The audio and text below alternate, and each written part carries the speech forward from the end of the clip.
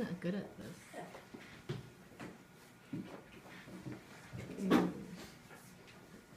Okay.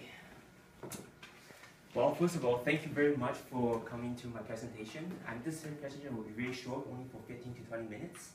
And this is... so what happened is that there's an article that I read from Roger Martin. Roger Martin is one of the business Harvard University professor. He wrote an article called How Successful Leaders Think. And for this presentation purposes, I will share with you all the insight of this article and how it helped out with each individuals. So everyone has a supermodel. Everybody has idol to admire on. A lot of people that we do is we admire and we emulate the copy people's action because we want to become like them. Unfortunately, what happens is that we copy other people's action, but we don't get the results. What works with one person doesn't mean it works with others. So instead of thinking how leaders think on their actions, we need to know what's behind the thinking of producing those actions. So I'll give you guys two 1990s examples, historical examples of what I'm going to talk about today. Have anybody know Linux, the company Linux? It's one of the competitors for Microsoft, and they make operating systems.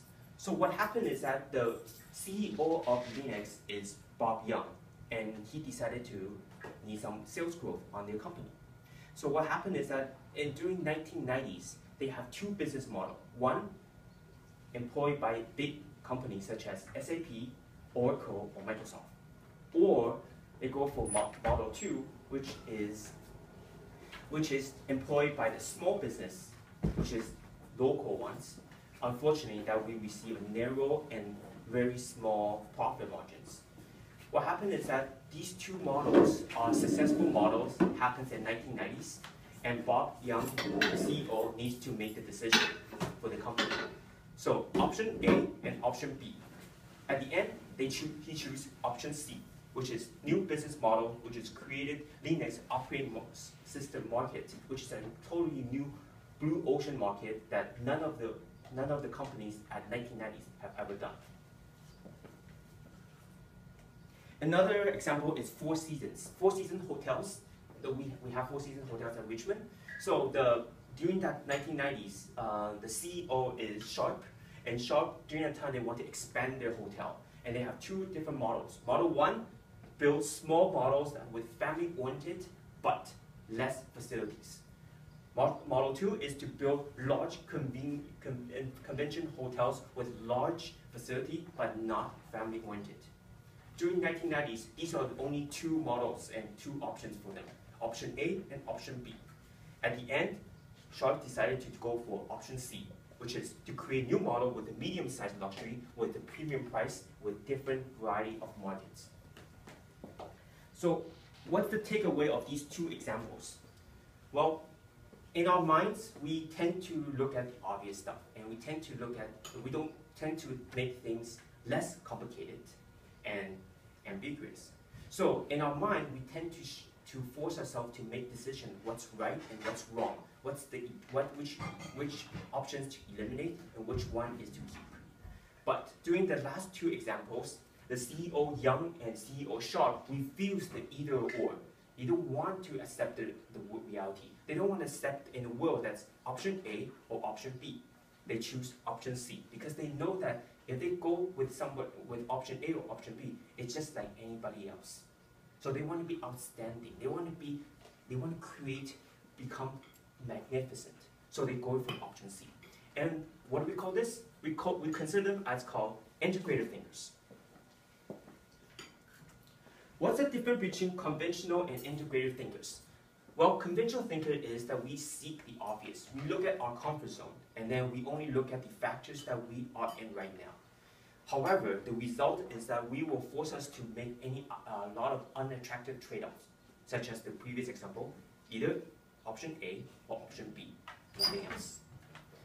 But as for the integrative thinkers, we seek more options. We go out from our comfort zone. So we welcome the complexity so that we create innovative solutions, which is, in the previous example, option C.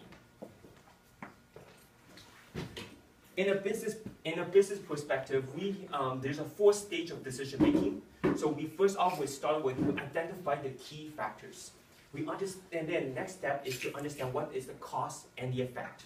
Next, we understand the overall structure, which is the sequence, how we able to do this project, and at last we have achieved the resolution. This is basically the very fundamental model of decision making on any type of business.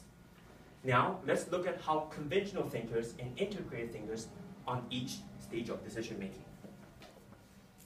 On the first one, identify key factors. Conventional thinkers, they think relative stuff, which is only the comfort zone. They only think of what's on their way. But integrated thinkers, they think the less obvious, they think of the outside of the scope. They think outside of the comfort zone. I'll give you one example. In a finance department that we are in, as in general, we tend to we disregard any emotional factors. It's because we have to follow the policies. But as for salespeople, they tend to put more emotional factors because that's how their job is. So, if any bad situation, if any bad decision happens, we tend to blame other people and blame other factors because we do not factor into our decision making. So, integrative thinkers, they think complex, they take away all the factors, and they made it into one of the consideration during the decision making process. Next is doing the cause and the effect. Conventional thinkers, they think linear relationship, which is if we do A, it will give you B. That's all, just one straight line. But integrative thinkers, if we produce A, it could produce B, affect C, D, E, and so on. So basically, one of the differences is the way the relationship works. Another an example to illustrate this is financial statements. Conventional thinker would think that, oh, if I reduce 5% of salary, we reduce 5% on this side, well, at the bottom line is that we will increase 5% profit. That's how the conventional thinker thinks. But integrative thinker won't think that like that. They will think that, oh, if I reduce 5% of salary, it will affect the revenue, it will affect the marketing, it will affect the staff, and it will also affect the morals, and affect everything, facilities. The bottom line is it will not change by 5%. It could change beyond 5%. So integrative thinkers, we think more multi-directional and more linear relationship with each individual factors.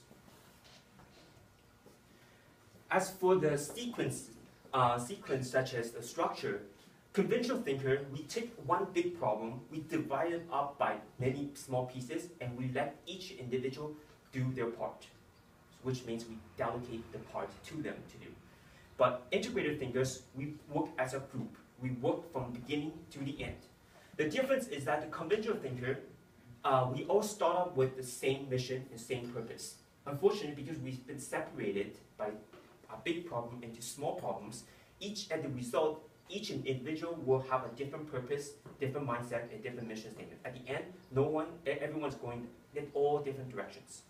As for integrated thinkers, we start out at everybody involved with each individual parts, so everyone will be at this team, everybody know what's going on. So at the beginning, they will know what to do, they know what's the mission, they know what the result, what the outcome. At the end, they stay the same. So they work as a team. So to achieve the resolution, the last stage of the decision making, conventional thinker, they think either or. It's like either option A or option B. That's all. They can't think of anything else. They think that these two options are the only options in the real world. But as for integrated thinkers, they don't think like that. They think, what other possibilities are there? Like, I want to go for option C. I want to create option C.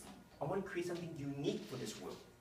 So, a lot of conventional thinkers would think, well, what else can we do? Oh no, that's all we can do. This is how the reality is. Well, I guess I have to face the fact that we have to accept A or B. So we eliminate the ones that we don't like, and get the ones, even though A and B are not beneficial to the company. But integrated thinkers will think, oh, I cannot get C. Guess what? I'll go back to the stage 1. I'll start over again to find out C. I'll get more information because I do not like option A or option B. So in conclusion, most of our education that we receive from schooling is that we analyze the pros and cons, and then we pick the alternative, find out which one's best for us, and eliminate them. However, real successful business people, they'll respond back to saying, I don't like either one of them.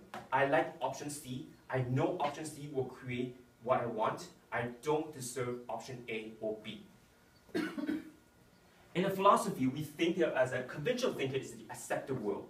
We accept what we have right now. We accept what's going on. But integrated thinkers, they think they want to challenge the world. They think A and B is not only 2 options in the world. I want to create C, and that's how we have the innovation to create more options, create new things. So, how to change from conventional thinker to become integrated thinker? Well, integrated thinker is not a thing. It's not an object. It's the concept. It's the way we think. It's a habit of thoughts. So when we start, a good way to start to become an integrated thinker is to think, what else is in the box? Is this all we think of? Is there anything else that is putting in? What other factors are there that I can use to create the last option, option C? And lastly, I would like to share with you all one of the statements that I read in the article is, the secret to becoming a great leader, don't act like one, Martin advised. Instead, think like one. Thank you very much. That concludes my presentation.